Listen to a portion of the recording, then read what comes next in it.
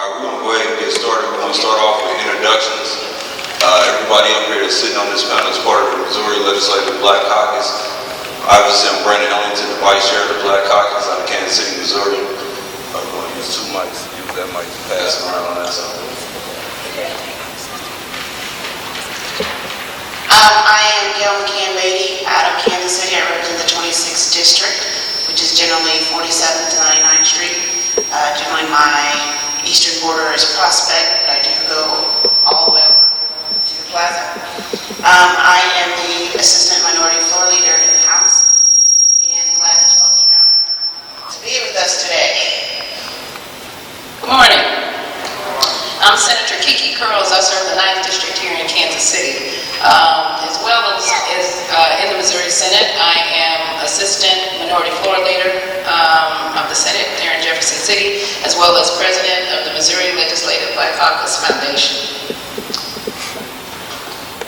And good morning, everybody. I'm Clem Smith, State Rep out of St. Louis County, 85th District, kind of mid and eastern St. Louis County, large African-American population, so hopefully we'll talk about some good things today. Good morning, everybody. My name is Kimberly Gardner. I'm part of the St. Louis City 77th District. I'm also the Secretary for the Legislative Black Caucus. Good morning. My name is Michael Butler. I represent St. Louis City 79th District, Missouri House of Representatives.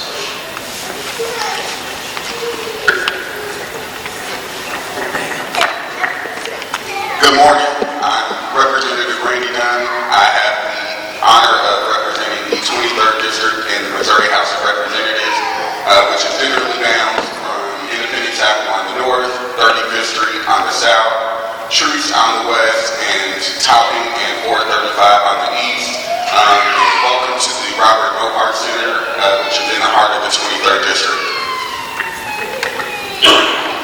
Good morning. My name is Courtney Curtis. I represent North St. Louis County. The airport is in the middle of my district, and thank you for having me. Hello. All right. I know I believe in an open forum format style, since it's an intimate crowd right here.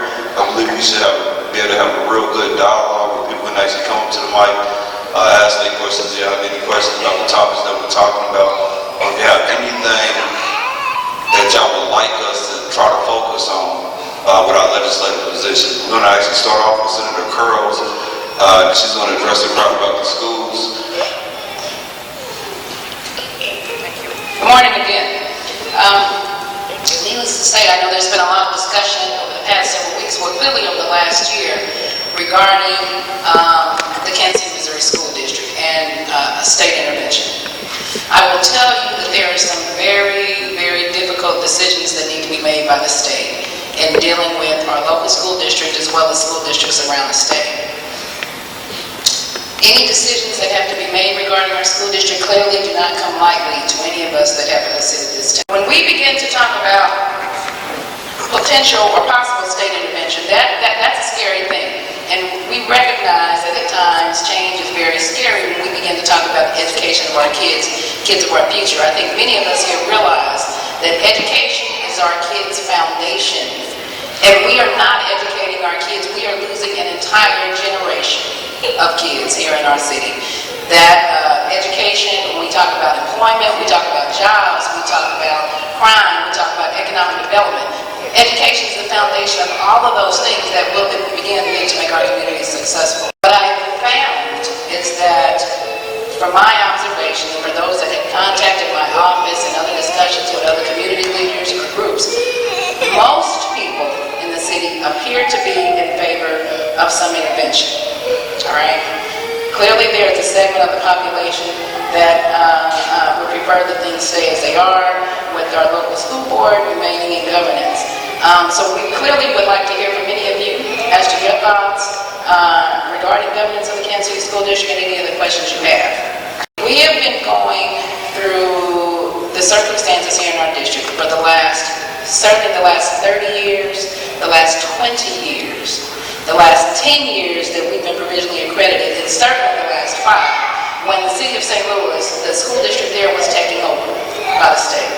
I will tell you that when when St. Louis, the school district in St. Louis was taken over, Kansas City's scores at that time were worse than St. Louis's scores.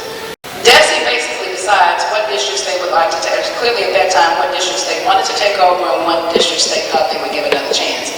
We have been giving a chance, and another chance, and another chance, and another chance. As I said, for the last 30 years, for the last 20 years, for the last 10 years, over 10 years that we've been provisionally accredited, and certainly for the last 5 years when even the city of St. Louis, their school district happened to be taken over there. The school district in St. Louis then sued DESE, okay, because they were taken over and other districts that had worse scores, such as Kansas City, were not. And the court ruled in favor of DESE, saying that it was within their purview to be able to decide which districts would be taken over. So we are at a very critical point right now as far as takeover. This is not a new issue. It is something that has been discussed for years and years and years and years. So here we are. Kansas City School District, as we know, lost their accreditation. When accreditation is lost, if there is state intervention, there are 3 things that DESE is able to do. The school district can be absorbed into another district, meaning potentially that the Kansas City School District could then become a part of, say, Independent School District or Hickman Hills School District, all right?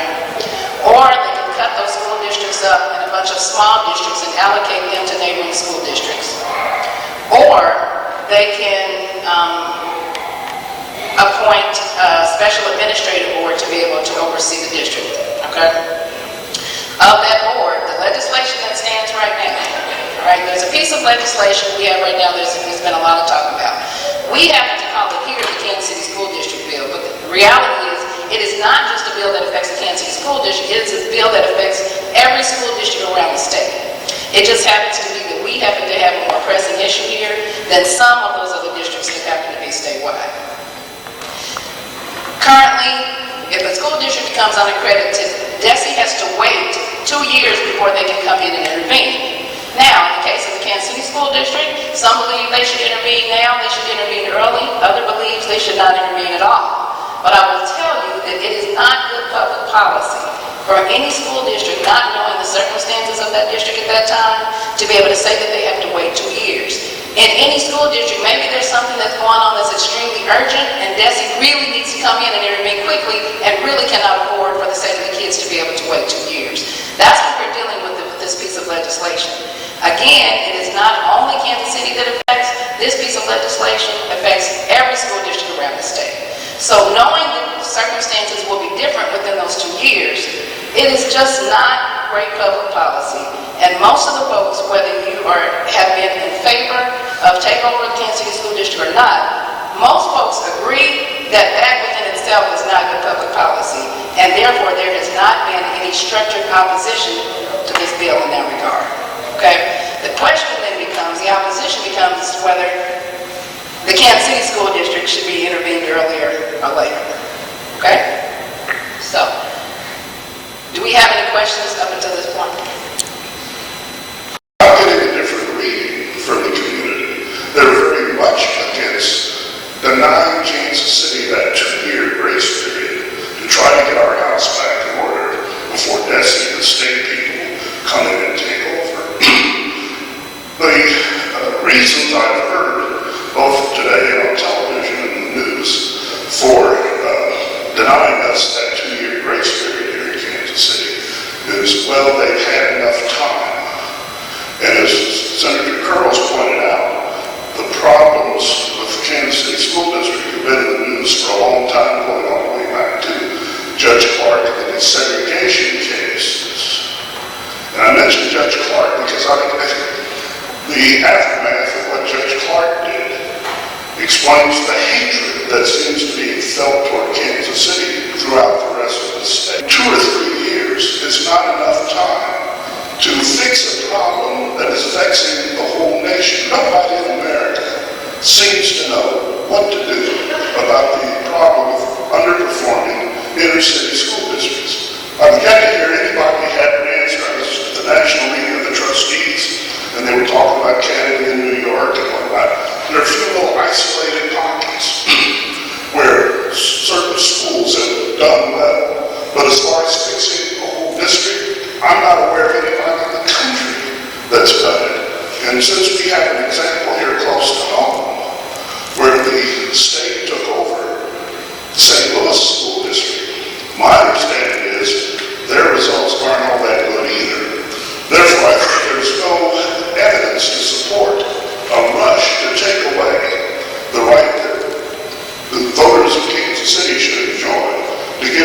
new administration that we have time to fix the problem. Therefore, I think we should be allowed to have the 2 years that present law allows. Thank you. The legislation does not say they have to come in before the 2-year period. They can also wait until after the 2-year period. That would be a decision that would be up to DESE depending on what's going on within the district. So I do want everyone to understand that the elimination of the 2-year period does not mean that they have to come in earlier. They could still then choose to come in later. As the law stands right now, they have to come in 2 years. So in as much as there may be a district that's struggling that they need to intervene on early, there may be another one that they would typically have waited to be able to intervene, and at that point, as the law stands right now, they still have to come in 2 years. Now, Mr. Tolbert said that no one seems to have the answer, and he's extremely correct in that. There are various forms of governance that seem to work some places and not other places, but there has not been one consistent method that has worked everywhere, which is why this conversation is so difficult, which is why it's such an emotional discussion and a difficult discussion, and trying to find out in which way we think would be most beneficial for the kids in our area here in the Kansas City School District.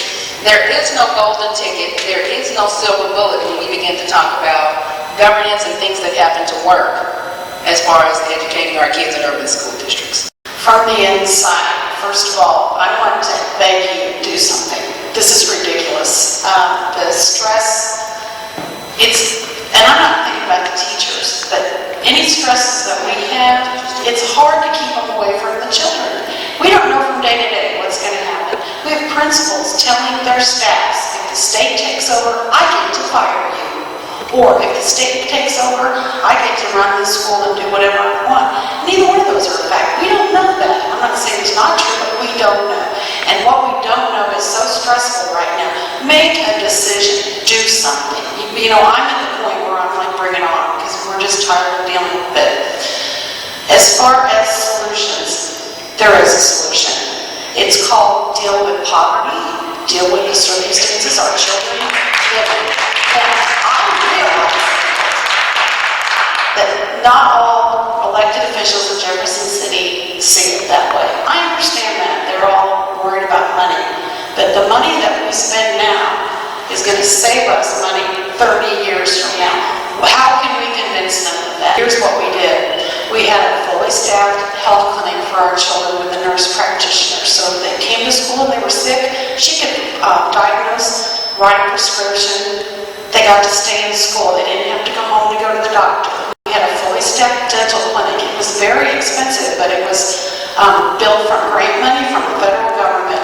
We had 3 dental children there, complete dental staff. Every kid in our school had dental care. The reason we did that is because we had so many 5-year-olds coming to kindergarten who had dental issues, some that were so serious that they had to be inpatients and have surgery at Children's Mercy Hospital.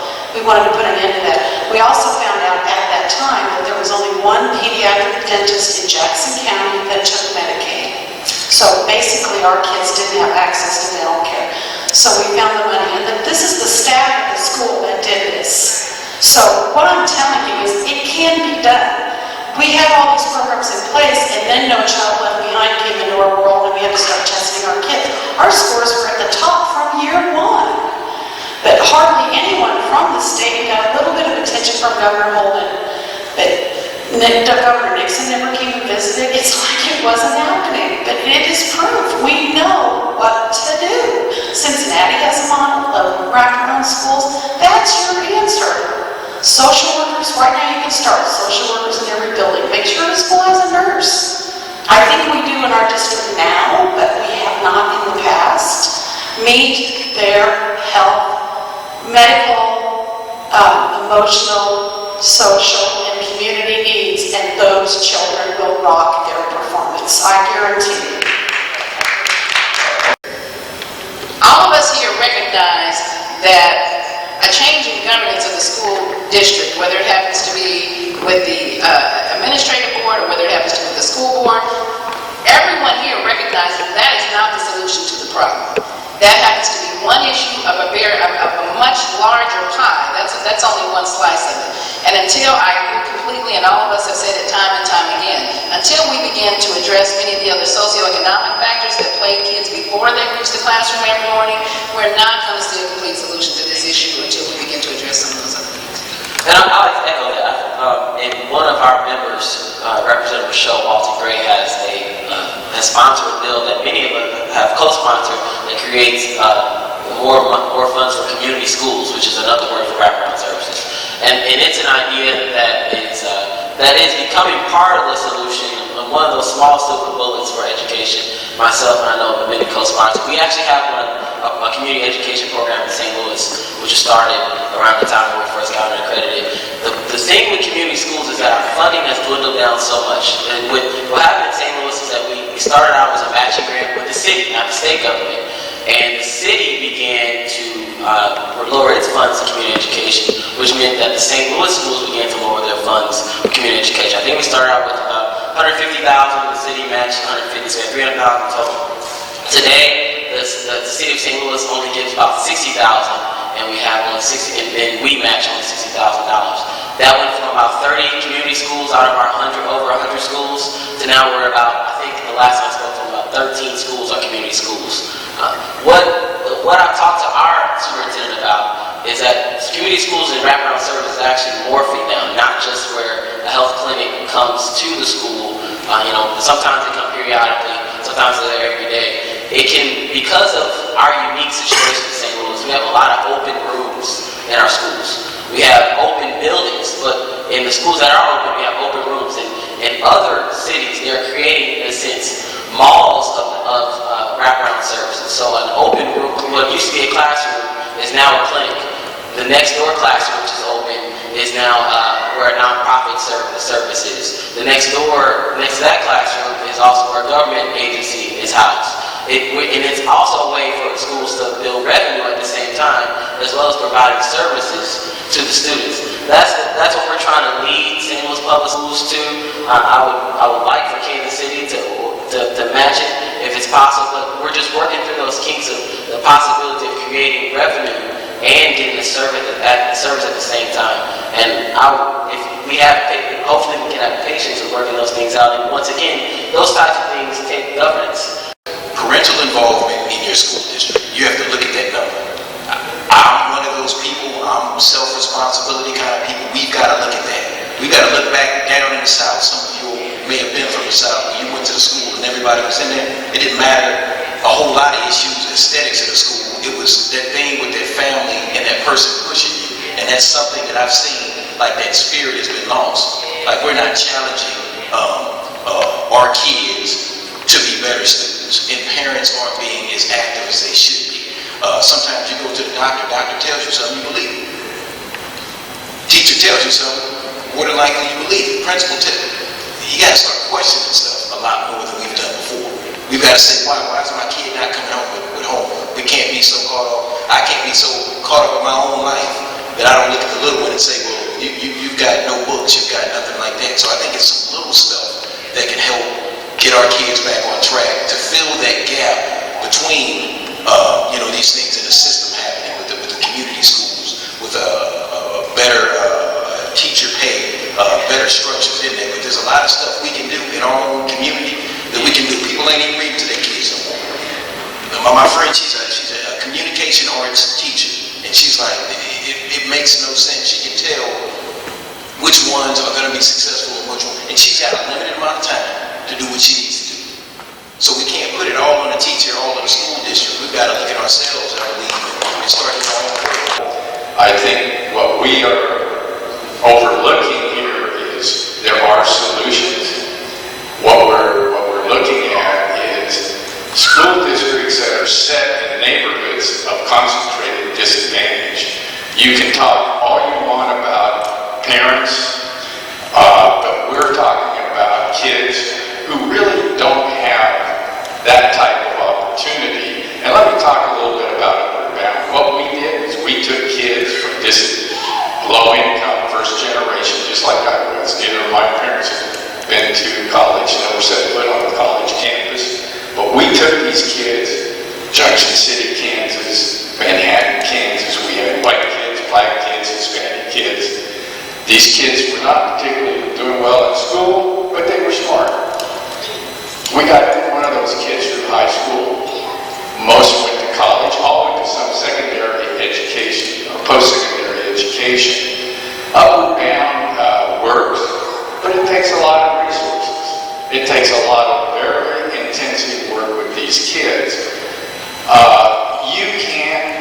always say to school teachers, you gotta pound test scores into these kids' heads. First of all, that's not education. And we've got to get away from that craziness in this country that we think we're educated kids because we've raised their test scores. It makes no sense. There are a lot of good teachers who are trying their best. There are a lot of good parents who are trying their best. But when you have neighborhoods like we're working on over on Chestnut Street, where you have half of the homes boarded up, and we're not even looking at programs that are like Kennedy's Children's Zone in Harlem. These kinds of programs, I don't understand why the state of Missouri hasn't looked at these programs and said, we will commit the resources, because these kids are important. They will succeed. They don't need to go to prison instead of going to college. But I can promise you, they will go to prison instead of college if we just let them out there on their own and keep beating up on parents, beating up on neighborhoods, and beating up on teachers. From the state's perspective, in Jefferson City, we have been giving chance after chance after chance after chance. They've drawn a line in the sand, we've stepped over the line. We've drawn another line in the sand, we stepped over the line. Another line in the sand, stepped over the line. So when we are a district where kids are at 23 and 25% proficiency in math and communication arts, and the state average, I believe, is 53%, what do you suggest we do? And that's really why we're here as well. These decisions that have to be made do not come easy for any of us at this table. The Kansas City School District right now stands at 17%. So what do you suggest in the classroom? I happen not to be an educator. What do you suggest we do with the resources we have right now? Well, I think we look at the best practices that are out there, and I would be most willing to sit down with these legislators or meet with these legislators from places like where I grew up, which was Western Kansas, and have no background and no experience in inner city urban school districts, and explain to them that, first of all, it was the state of Missouri that created the apartheid system in this country. And now, as a result of apartheid and federal housing policies, we have concentrated disadvantage in our cities. It is a responsibility of the state of Missouri to fix it. There is a solution to funding, and the solution does not come from state government. It comes actually from the local school district, which is you have to create your own foundation, and you have to get nonprofit and foundation from national sources. St. Louis Public Schools has done this with kind of medium success, but other school districts have done it with good success. And you know who does it the best, which has to repeat in the public school system. We can't trust on them to take over our schools. The charter schools, the reason they have these innovations and they're able to pay their teachers a little more is because they get a little bit from the state and they get investment from their foundation as a nonprofit from outside groups. The public schools actually have a little advantage. In one way, we can attract funding. I don't want to say away from charter schools, but better than nonprofits and better than charter schools. Like you get a better tax credit, a better tax break if you donate to a public foundation than a nonprofit foundation. You get about 40 cents on the dollar to a public foundation, only 35 cents to a nonprofit 501c3. So if we were to use those same practices that charter schools do, the private schools and charter schools do by attracting funds from national organizations and put them in public schools and not be so dependent on the state, we will see we will then see the funds that we need.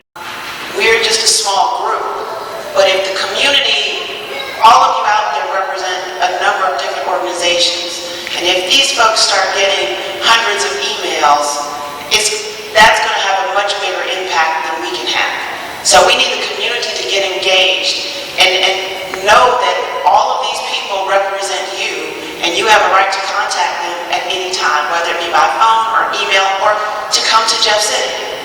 We welcome you to come to Jeff City. We will set up appointments for you. We will feed you. We will come. But we need the community to get more involved. One of the things that I truly believe in, and I'm a student of the Honorable Minister Louis Farrakhan, the local representative of the Nation of Islam. Yesterday,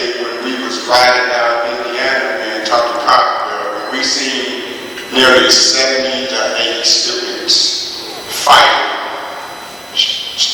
police, mace, guns, security personnel in the school, guns, mace. Now, I'm reflecting on how, when Senator Keith Carroll mentioned about intervention, most people call for intervention. And I personally agree, but I would have to ask the question, who would we send to intervene? See, when we talk about school and we talk about the youth, we have to be honest enough and first and foremost saying that the curriculum has miserably failed. What they are trying to give these students today is outdated. We just keep on fooling ourselves and we can blame the parents, but my mother and my great-grandmother that raised me, they didn't worry about no money, they worried about me having their attention. And the first thing that I said to the young guy that had 5 or 6 guys to meet him yesterday, I said, brother, it would kill your mother if you was to get killed out here. And that brother told me, he said, I don't know my mother. So we have to even be careful in how we're trying to educate somebody. How are you going to teach somebody something who on the inside want to know he's suffering from not knowing his mother? And we should always think about a community that needs more than an education that set us back. So I say if we want to see good students out in Ace High School, for the 5 years that I was able to go inside Ace, there was not one fist fight in there. That was a model school. Why didn't we use that? Why wasn't that put around? It wasn't one fight in that school. So we do have a curriculum and we do have a solution. Yes, I'd like to commend you for going into the schools and just to expound on what you're saying is we need more people like you to go into the schools and to work with the elected officials, to work with the schools, because I live in the St. Louis City area and I understand. I also was a prosecutor with the city of St. Louis. So I was one of the few prosecutors that actually lived in the area that a lot of my people were being prosecuted in. And one thing that I saw was we need to educate our kids about the system, because the system is not for them. We need to educate our kids about these police officers who wrongfully stop people, and I would tell them, you know, as a prosecutor, I have a responsibility to protect everyone, not just the system, to protect my people. And there's not a lot of African American prosecutors in this. They don't want that, because you can do more as a prosecutor, because I can make a decision whether to not issue that case against you or give you another chance.